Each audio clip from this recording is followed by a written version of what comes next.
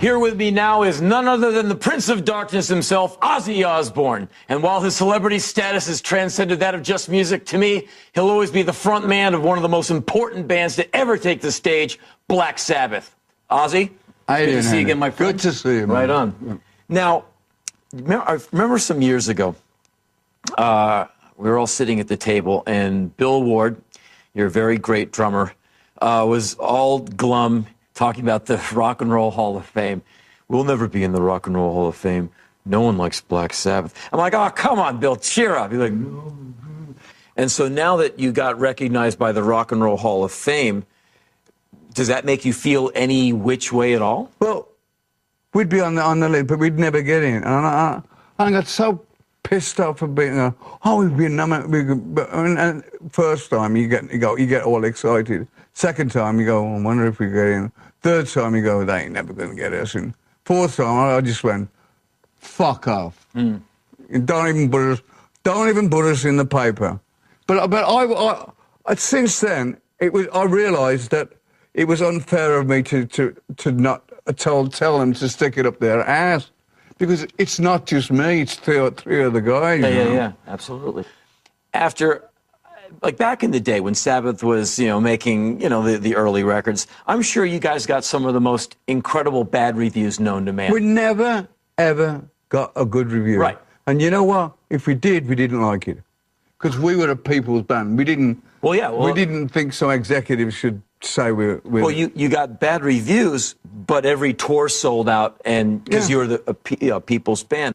I've known, been listening to you since I was like 13. I'm 45 now, so it's been a while. So I kind of know you.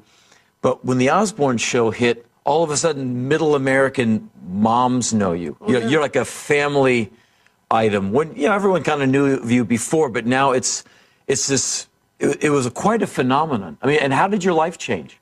TV is a completely different animal to what I'm used to, rock and roll. Yeah.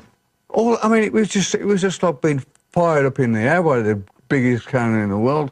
Saying what you said about middle America recognising me. I was in Boston, and this woman, this very conservative woman, stops. She goes, because there's a lot of foul language on the show, so they think they've got to talk to me like fuck this and all that.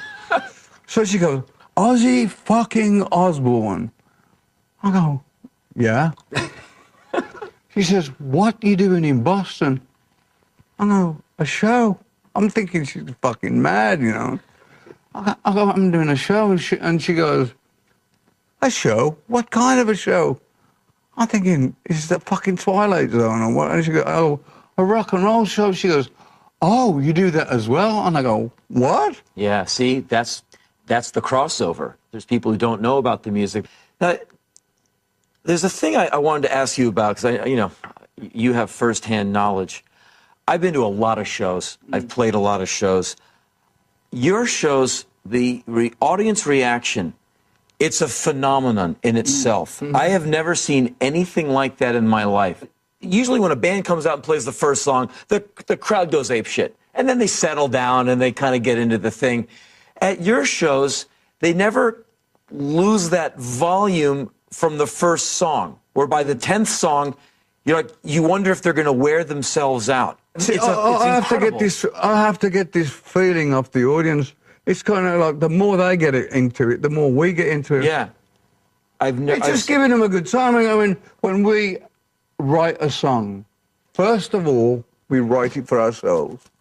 And if you like it, that's a bonus. And so when you got an arena with 25,000 people who like that song, there ain't a feeling, there ain't no sex, drugs, or anything like that. When you have that buzz off the crowd, I mean, that's what keeps you going, I wouldn't have all this crap on me if people didn't buy my tickets or my albums. Yeah. So I don't come from a wealthy background. I was fucking odd job man, and I had a dream and it came true and more, I mean, it's like one big show.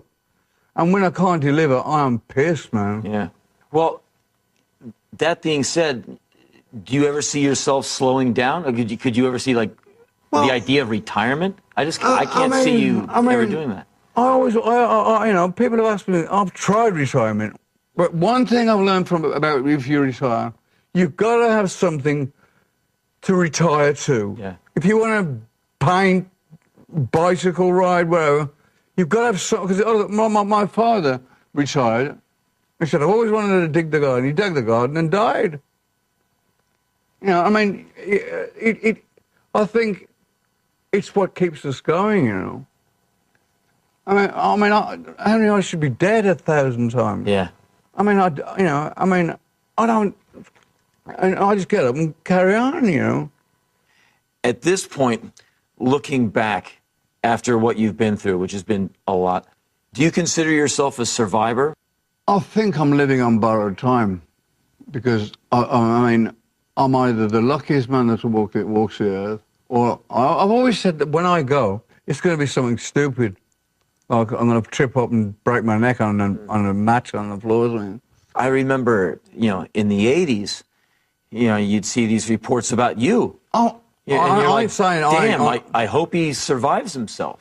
I mean, I was on the one tour that I thought I'll never forget was the Motley Crue tour. I mean, every night something was going on. I mean, somebody was. I remember going to New Orleans and it was mayhem, fights and everything, man. You know. And I wake up I wake up. Where am I? I don't know where I am. So I'm feeling around in the dark, and there's a car. I've got to take that leak. I'll flop him out, and I'll pee up this car. And the window, the window winds down, and this policewoman goes, when you finish shaking that thing, your ass is going to jail. So I spent the night in jail with two African American guys eating peanut butter sandwiches and crap coffee, you know. Oh man. There's one of my favorite Ozzy stories. I'm not trying to, but there's the one you fell asleep in the wrong hotel room. Oh yeah, that's so great.